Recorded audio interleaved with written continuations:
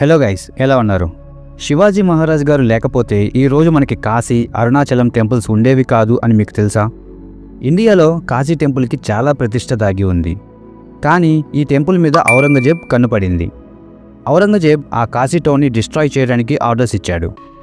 Aurangzeb army కాశీకి వెళ్ళింది, కానీ ఔరంగజేబ్ ఆ కాశీ టౌన్ని డిస్ట్రాయ్ చేస్తున్నప్పుడు పెద్ద కత్తితో గుర్రం మీద ఒక రాజు వచ్చాడు.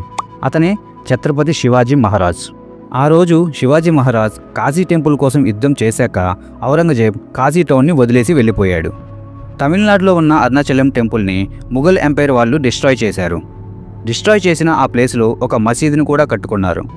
ఈ విషయం తెలుసుకున్న శివాజీ మహారాజ్ గారు యుద్ధం ప్రకటించారు. ఆ యుద్ధంలో ముఘల్ ఎంపైర్ని ఓడించి ముఘల్ ఎంపైర్ కట్టిన మసీదుని శివాజీ మహారాజ్ కూల్చేశారు. మళ్ళీ అదే ప్లేస్లో టెంపుల్ని కట్టారు. ఇప్పుడు ఉన్న అరుణాచలం టెంపుల్ని రీబిల్డ్ చేసింది మన శివాజీ మహారాజ్ గారు. ఇప్పుడు ఈ అరుణాచలం, కాశీ టెంపుల్స్ ఉన్నాయి అంటే ఓన్లీ రీజన్ శివాజీ మహారాజ్. కానీ ఇండియాలో ఔరంగజేబ్ గురించి బుక్స్లో రాశారు, కానీ శివాజీ మహారాజ్ టెంపుల్స్ కోసం చేసిన పోరాటం గురించి రాయలేదు. ఈ వీడియోని మీ ఫ్రెండ్స్ అండ్ ఫ్యామిలీ మెంబర్స్కి షేర్ చేసి శివాజీ మహారాజ్ గొప్పతనం తెలిసేలా చేయండి. అలాగే మన ఛానల్ని సబ్స్క్రైబ్ చేసుకొని బెల్ ఐకాన్ని యాక్టివేట్ చేసుకోండి.